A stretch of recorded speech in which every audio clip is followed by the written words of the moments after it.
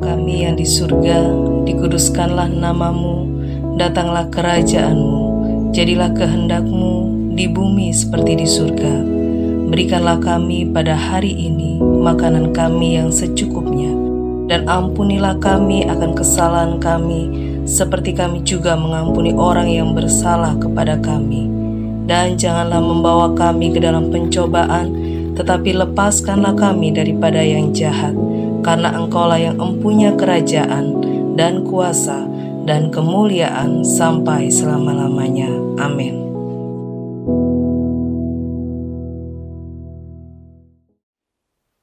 Shalom. Semestinya hari Sabtu shalomnya bisa lebih keras. Shalom. Berikan kemuliaan bagi Tuhan Yesus. Haleluya. Mari kita sama-sama buka di dalam Mazmur pasal yang ke-150 ayat yang ke-6. Mazmur pasal 150 ayat yang ke-6. Ayat yang tidak terlalu panjang, tapi juga tidak terlalu pendek. Mari kita baca bersama-sama ayat ini. 1, 2, 3. Biarlah segala yang bernafas memuji Tuhan. Haleluya. Sekali lagi dengan suara lebih keras. 1, 2, 3. Biarlah segala yang bernafas memuji Tuhan. Haleluya. Puji nama Tuhan. Pada hari ini kita sudah menginjakkan kaki lagi di weekend, di hari Sabtu. Dan biar di hari Sabtu ini saudara, segala yang bernafas memuji Tuhan. Amin. Masih bernafas sampai detik ini saudara? Atau mungkin sudah ada yang butuh pertolongan? Haleluya. Saya kira semuanya kita ditolong oleh Tuhan. Oleh karena itu biar kita semua yang bernafas memuji Tuhan. Di dalam bahasa Ibrani-nya dikatakan ki haneshamah tehalelyah haleluya. Artinya biar semua yang bisa menghembuskan dan menghirup nafas, praise thee, menyembah, memuji nama Tuhan. Ada seorang hamba Tuhan pada akhir abad yang ke-18, yaitu kurang lebih sekitar tahun 1893, dia seorang kandidat gubernur dari daerah New England bernama Louis Albert Banks. Dia pernah mengatakan, a body is not crippled until its heart ceased. Sebuah tubuh tidak bisa dikatakan lumpuh, tidak bisa dikatakan berhenti sampai jantungnya ini berhenti berdetak. Jadi selama kita masih punya jantung yang berdetak, biar kita tetap memuji Tuhan senantiasa. Karena pujian kita, ucapan syukur kita itu tidak sia-sia. Katakan bersama saya, tidak sia-sia. Amin. Segala yang kita lakukan, bangun di pagi hari, memutuskan untuk berjalan di jalur Tuhan, itu tidak sia-sia. Katakan tidak sia-sia. Ketika kita mengangkat tangan menyembah Tuhan, ketika hati kita bersyukur, bahkan mungkin secara tidak sadar, sampai kita menitikkan air mata, pujian yang kita naikkan, itu tidak sia-sia. Sekali lagi katakan tidak sia-sia. Karena Tuhan mendengarnya dan Tuhan menghitung setiap tetesan air mata di kirbatnya. Tuhan tidak tinggal diam. Tuhan tidak pernah meninggalkan. Dan Tuhan tidak pernah membiarkan kita sendirian. Saudara mungkin masih ingat saya beberapa bulan yang lalu pernah menggambarkan ada sebuah gereja di Jerman pada saat Perang Dunia Kedua di sebuah kota kecil yang namanya Feldkirch. Nah di kota ini saudara, suatu hari kota ini akan mengadakan ibadah di gereja itu, kebetulan mendekati hari Paskah. Akhirnya dibunyikanlah lonceng di gereja itu, karena pada zaman dulu kalau mau ibadah dibunyikan lonceng. Setahu saya di gereja ini dulu juga ada loncengnya saudara. Tapi saya belum lahir waktu itu. Tapi setahu saya ada loncengnya juga. Nah ketika lonceng dibunyikan, maka jemaat pun masuk untuk segera mulai beribadah. Tetapi saudara sebelum mulai beribadah, para diaken dan gembala sidang berkumpul dan rapat. Gimana ini Pak Pendeta? Ini pasukan Napoleon sudah mendekati kita. Mau menyerang kota Feldkirch, mau menyerang kota kita. Apakah kita sebaiknya lari atau kita tetap beribadah? Akhirnya Pak Pendetanya juga bingung, wah gimana ini? Ini kalau tidak ibadah bagaimana? Tapi kalau kita ibadah tidak lari, nanti nyawa kita terancam. Nah secara manusia mulai berpikir yang aneh-aneh. Lari aja ya, mungkin bisa ibadah di hutan atau ibadah di mana. Tapi akhirnya keputusannya adalah tetap beribadah di gereja. Ya sudah, lonceng dibunyikan, masuk ibadah gereja. Tetapi saudara, yang ditakutkan itu tidak terjadi. Mengapa? Karena anehnya, ketika lonceng itu dibunyikan di kota Valkirch itu, pasukan Napoleon tiba-tiba lari tunggang langgang. Kenapa? Karena pasukan Napoleon mengira bunyi lonceng itu menandakan bala bantuan tentara Jerman sudah hadir, siap untuk memukul mundur tentara Napoleon. Padahal kenapa lonceng itu dibunyikan? Supaya menandakan ibadah dimulai. Nah ini, apa yang tidak dipikirkan oleh manusia itu bisa terjadi kalau kita tetap bersyukur. Dan apa yang terjadi? Sepanjang ibadah mereka memuji, menyembah Tuhan. Mereka mati? Tidak. Napoleon masuk dan menyerang? Tidak. Tetap memuji Tuhan. Biar segala yang bernafas memuji Tuhan. Sebab Tuhan yang mereka puji bukan Tuhan yang sembarangan. Tapi Tuhan yang punya banyak cara untuk melindungi. Saudara lihat pengucapan syukur. Hati yang mengucap syukur itu bisa membuka berbagai macam pintu dalam kehidupan kita. Kalau kita tarik mundur lebih jauh lagi, beberapa ribu tahun yang lalu, masih ingat tembok Yeriko yang rubuh? Mengapa mereka rubuh? Karena ucapan syukur. Mengitari tembok Yeriko 7 kali, kemudian ketika diperintahkan shout, bersorak-sorai, mereka berkata haleluya. Brul. Setebal apa tembok Yeriko? Bahkan sampai hari ini kalau saudara pergi ke Yeriko, dan saudara pergi ke Israel nanti, loh enggak ada yang mau ke Israel saudara. Ketika saudara ke Israel nanti, saudara akan lihat enggak ada bekasnya tembok Yeriko. Karena pujian dan penyembahan. Haleluya, brul. Nah kalau tembok setebal tembok Yeriko saja hancur, apalagi tembok-tembok yang di depan kita, sakit penyakit hancur di dalam nama Yesus. Permasalahan ekonomi hancur di dalam nama Yesus. Permasalahan di dalam diri kita yang kita tidak bisa selesaikan hancur dalam nama Yesus. Thanksgiving open doors. Pengucapan syukur itu membukakan pintu-pintu yang baru. Kiha neshama. Neshama dari kata nishmat. Nishmat itu yang dihembuskan, yaitu Roh Kudus yang ada di dalam kita. Biar segala yang bernafas memuji Tuhan. Mari katakan bersama saya, Tuhan Yesus, saya percaya ucapan syukur saya tidak sia-sia. Katakan tidak sia-sia. Berikan kemuliaan bagi Tuhan Yesus. Haleluya. Nah saudara, kalau saudara perhatikan di ayat itu, kata terakhir ada kata haleluya. Haleluya, apa arti dari haleluya? Kalau saudara ingin tahu apa artinya, saya kasih bocoran ya. Arti kata haleluya adalah kalimat sebelumnya itu. Biarlah segala yang bernafas memuji Tuhan. Itulah bahasa Indonesianya haleluya. Haleluya dari akar kata halal, tehilal artinya to praise, untuk memuji Tuhan. Halal itu artinya to give thanks, to praise, memuji, mengucap syukur. To make one's boast in the name of God. Untuk bermegah di dalam nama Tuhan. Nah saudara, kata haleluya. Kalau kemarin beberapa hari lalu saya menjelaskan mengenai kata amin. Dan saudara tahu apa arti kata amin? Ya, saya sungguh-sungguh percaya. Nah seringkali kita katakan amin, tapi tidak tahu apa artinya. Mengapa katakan amin? Disuruh ngomong amin ya ikut amin. Mengapa mengatakan haleluya? Ya pokoknya kalau kita mengangkat tangan haleluya itu menandakan bahwa kita Kristen. Loh, saudara, setiap kalimat yang terucap dari mulut kita bukan begitu saja. Tapi memiliki arti yang dalam. Ketika kita katakan haleluya, itu artinya Tuhan, ini loh. Anakmu yang bernafas ini sedang memuji Engkau. Sedang mengucap syukur kepadamu. tanda bahwa kami percaya kepadamu, maka kami berkata haleluya. Ketika firman Tuhan disampaikan, ketika saudara berdoa, saudara katakan amin. Apa artinya? Ya, saya sungguh-sungguh percaya. Ketika saudara katakan Tuhan, aku percaya bahwa aku sehat, saudara dalam hati katakan amin. Artinya ya, saya sungguh-sungguh percaya.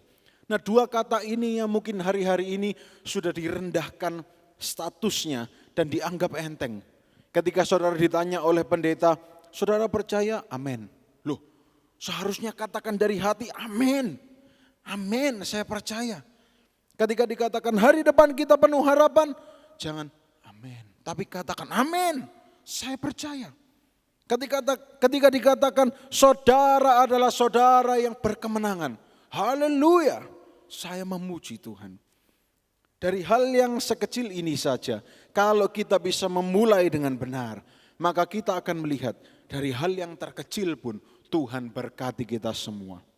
Saudara, banyak argumen yang mengatakan, kenapa kok khotbah itu selalu berkat dan berkat dan berkat? Kenapa kok bukan penderitaan, kesengsaraan? Saya beritahu, Tuhan tidak pernah merancangkan kesengsaraan kepada manusia. Banyak argumen yang mengatakan, oh kenapa kok jemaat selalu diajarkan bahwa mereka diberkati, bahwa mereka selalu sehat, bahwa mereka selalu memiliki hari depan. Kenapa kok mereka tidak diajari segala ketakutan yang ada di dunia? Saya ingin tanya, kalau di sini diajarkan ketakutan, tidak usah masuk gereja. Keluar saja, saudara akan lihat berbagai macam ketakutan. Tapi justru di tempat ini, tempat kita datang kepada Tuhan. Ketika kita duduk diam, mendengarkan firman Tuhan. Biar segala kekuatan ilahi itu masuk dalam hidup kita. Ketika diucapkan bahwa saudara sehat, saudara tidak perlu khawatir tentang apapun yang di luar sana. Karena Ayub mencatat, dalam Ayub pasal 3 ayat 25, apa yang kutakutkan, apa yang kukhawatirkan, itu yang terjadi, itu yang menimpa aku. Nah kalau di sini diberitakan, oh begini bencana akan terjadi demikian. Dan kita takut dan itu terjadi dalam hidup kita. Saya ingat saudara beberapa kali ketika saya masih kecil. Secara tidak sadar mulut ini berkata. Ketika saya berangkat ke sekolah sampai di depan gerbang sekolah. Saya katakan tidak tahu kenapa mungkin anak kecil saudara. Jatuh. Dari mulut ini berkata gitu, jatuh. Saudara tahu 3 langkah kemudian saya jatuh beneran saudara. Padahal landai. Padahal datar seperti itu. Tapi ketika saya katakan jatuh saudara. Nah kalau saudara terus katakan mati aku. Mateng aku. Siapa yang goreng saudara? Mati aku. Siapa yang membunuh saudara itu siapa? Perkataan saudara sendiri. Aduh anak setan. Loh lah bapaknya, ibunya. Aduh mati aku. Mungkin saudara argumen itu budaya. Loh justru budaya yang seperti itu harus kita ganti. Dengan katakan haleluya. Biar segala yang bernafas memuji Tuhan.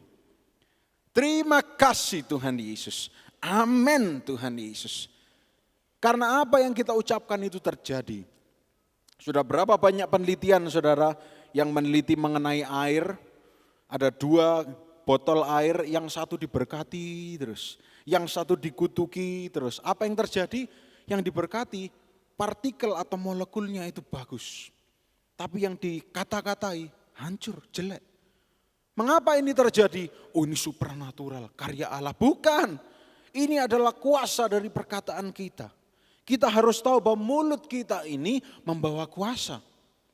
Oleh sebab itu, semua hamba Tuhan sebelum berkhotbah akan selalu berkata, Tuhan, ini saya kasih bocoran saudara ya. Tuhan pakai lidah bibirku. Biar apa yang kuucapkan ini benar-benar isi hatimu. Karena kita sadar bahwa dari mulut kita ini membawa kuasa.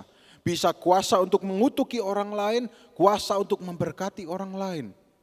Dan itu tidak mudah untuk dikendalikan. Tapi saya percaya pagi hari ini kita semua di tempat ini sedang terus belajar untuk memperkatakan yang baik. Amin.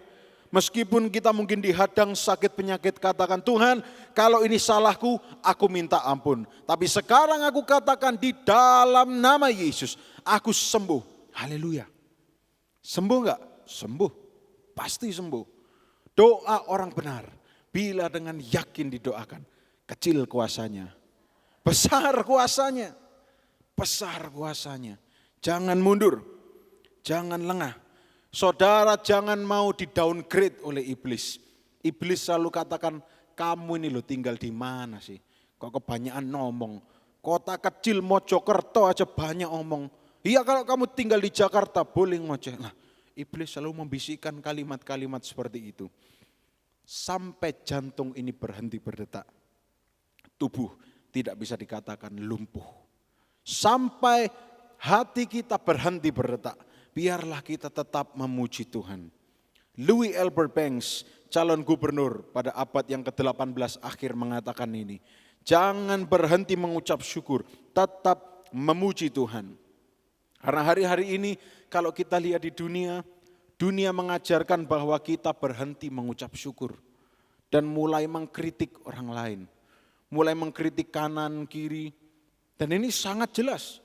Saya tidak akan berbicara generasi atas, generasi saya. Generasi angkatan saya ini, tapi di dalam nama Yesus tidak terjadi di tempat ini, sedang tercetak menjadi generasi pengkritik. Politik begini sedikit, ribuan yang komentar. Ada yang begini sedikit, jutaan yang komentar. Fungsinya apa komentar? Ada yang mengatakan, oh Pak itu fungsi kontrol Pak. Itu untuk mengendalikan pemerintahan. Ya jadi menteri itu kalau mengendalikan pemerintahan. Tuhan tidak pernah mengajarkan kita untuk mengendalikan pemerintahan. Tapi tunduk dan doakan mereka. Selesai. Doakan mereka semua yang berada di sana. Jangan kita katakan mestinya begini, mestinya begitu. Memang kamu lebih pintar. Kalau lebih pintar jadi presiden. Jadi siapa menteri. Tapi baiklah kita semua dan saudara yang mendengarkan. Kita bawa di dalam doa. Kita bawa dalam ucapan syukur. Mungkin sambil kita nanti pulang. Kita lihat ke atas, oh Tuhan ini negaraku, ini Indonesiaku. Dalam nama Yesus, aku bawa negeriku Indonesia menjadi negeri yang berkemenangan. Menjadi negeri yang diberkati. Secara tidak sadar kita sedang memberkati negara kita. Dan lihat, nanti pada saatnya yang tepat Indonesia akan diberkati secara luar biasa. Bahkan menjadi berkat bagi semua orang. Kalau Indonesia diberkati, penduduknya pasti diberkati. Kita semua diberkati. Dan semua masalah yang sebelumnya kita kritiki, itu akan hilang. Tidak peduli apapun itu, baiklah kita berdoa, doakan. Kalau kita mengkritik tanpa pengetahuan, kita seperti Ayub saudara.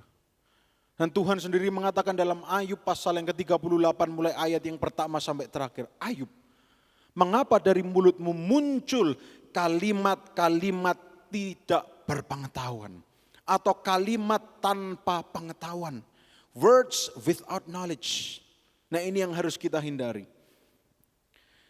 Terutama ya orang-orang yang sudah senior, mungkin kita merasa saya sudah banyak pengalaman, saya berhak untuk memberikan nasihat. Loh berhak, tapi harus tahu time and place, harus tahu waktu yang tepat.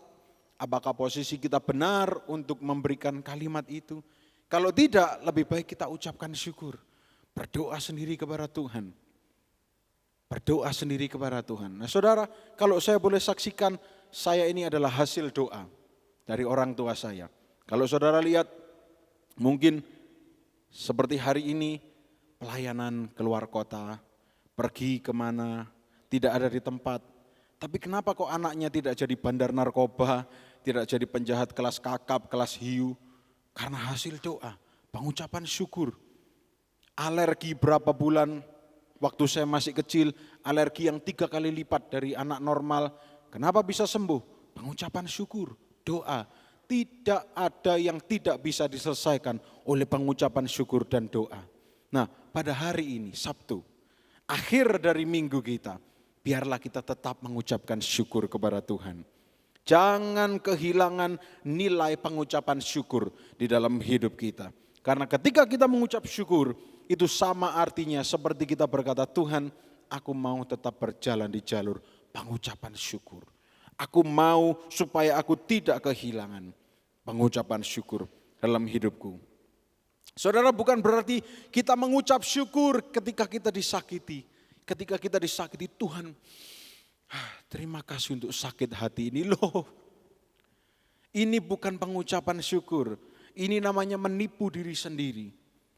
Kita lihat ayat yang mungkin beberapa orang sering salah tafsirkan. 1 Tesalonika 5 ayat 18.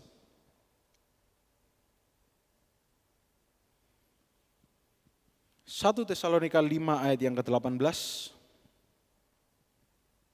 Nah, ini saudara, kita harus berhati-hati. Mari kita baca sama-sama. 1, 2, 3.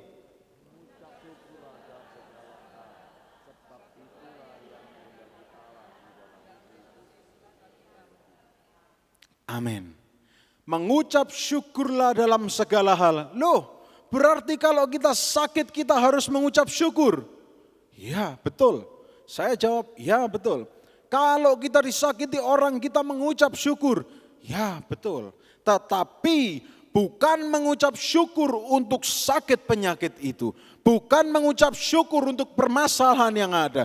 Tapi mengucap syukur karena meskipun dunia memberikan, dunia menawarkan sakit penyakit, menawarkan hal-hal yang buruk, kita mengucap syukur karena kita tahu Allah yang kita sembah akan membawa kita keluar dari sakit penyakit itu, membawa kita keluar dari permasalahan itu.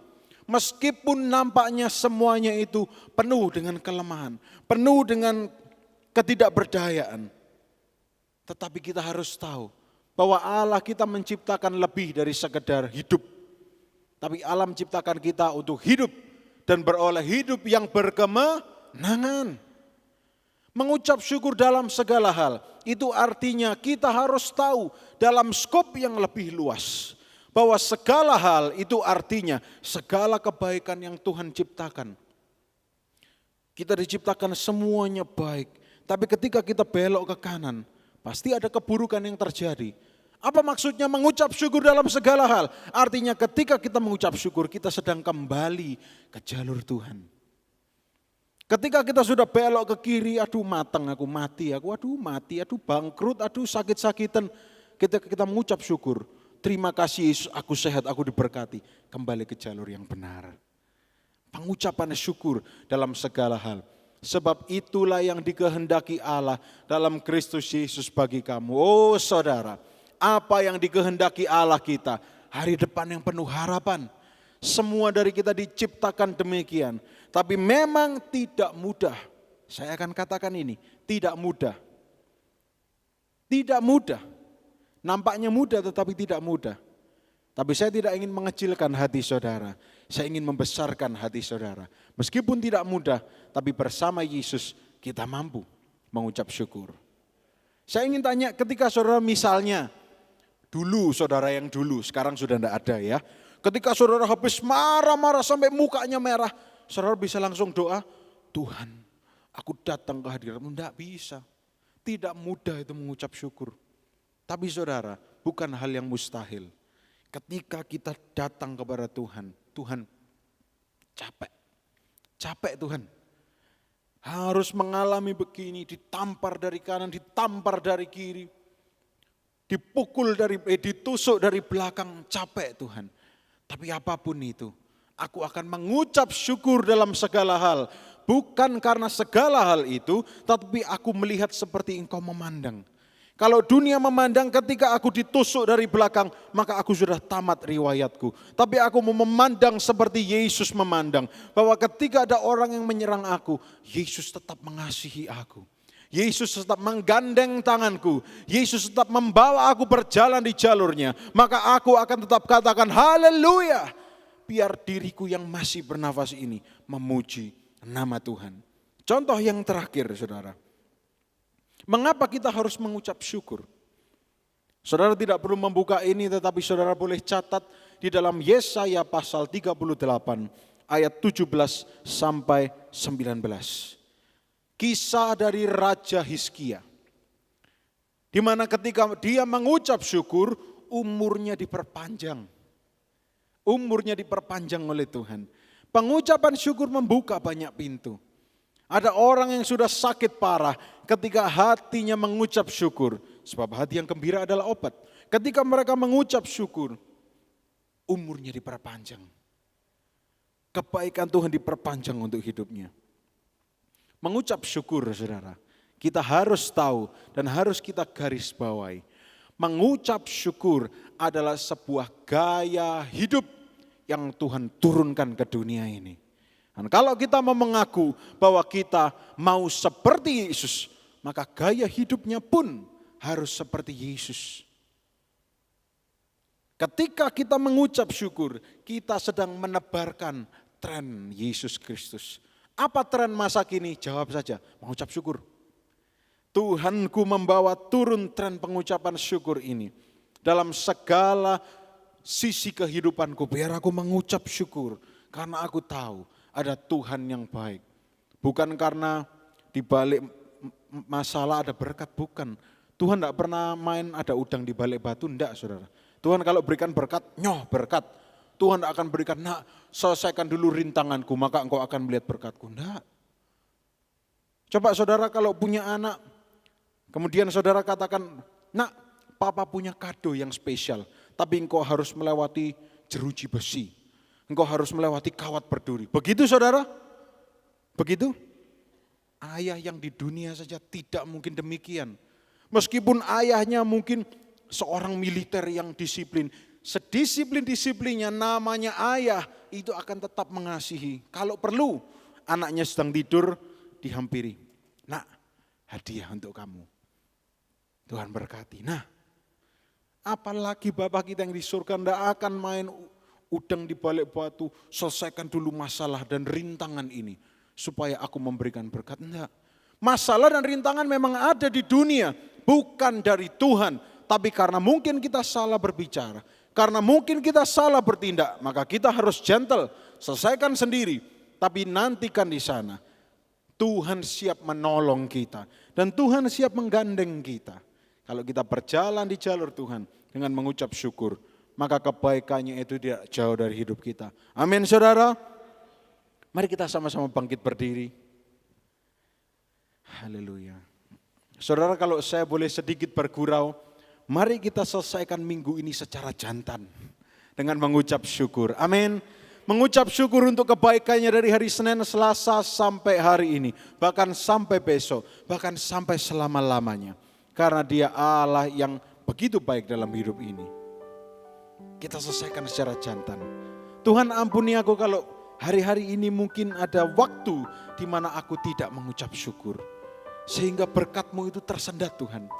Tapi pada pagi hari ini kami belajar bahwa ketika kami mengucap syukur, kami sedang melihat perkara yang besar terjadi di dalam hidup kami. Terima kasih Yesus. Menyenangkan-Mu, senangkan-Mu, hanya itu kerinduanku. Menyenangkan-Mu, senangkan hati-Mu, hanya itu kerinduanku. Kita nyanyikan bersama-sama dari awal lagu ini. Mari jemaat kita sama-sama katakan, Tuhan, ku mau menyenangkan-Mu.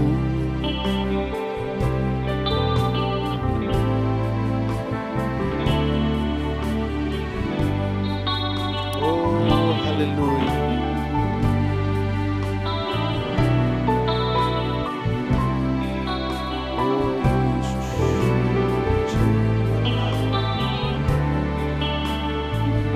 Ku serahkan hidupku.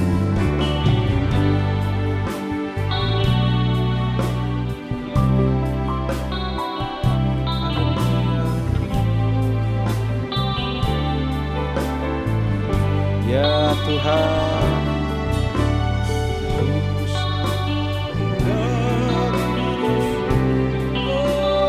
agar aku.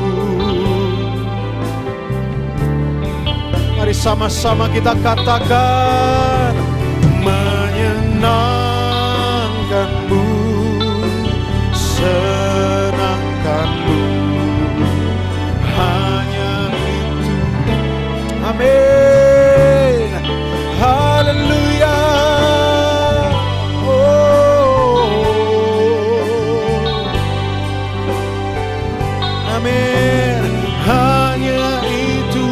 Mari sekali lagi bersama kita katakan, menyenangkan-Mu. Oh Tuhan. Haleluya. Naramata karamashirya naramatako.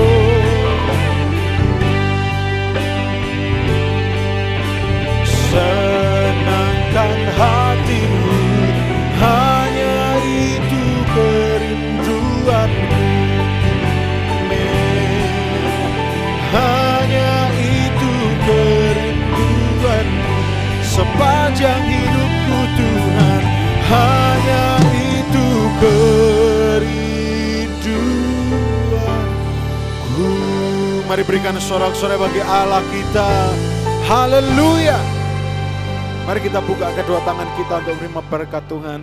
Di dalam nama Yesus Kristus. Sepanjang hari ini kami semua menyenangkan hati-Mu.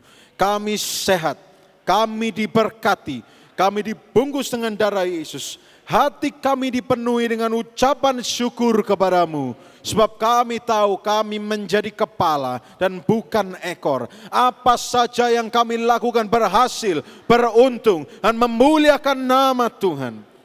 Biarkan kami terus berjalan di jalur-Mu. Kami selesaikan kegiatan kami pada pagi hari ini dan kami serahkan kehidupan kami sepenuhnya ke dalam kuasa dan nama-Mu Yesus. Dalam nama Yesus Kristus. Haleluya. Amin. Selamat berakhir pekan, Tuhan Yesus memberkati.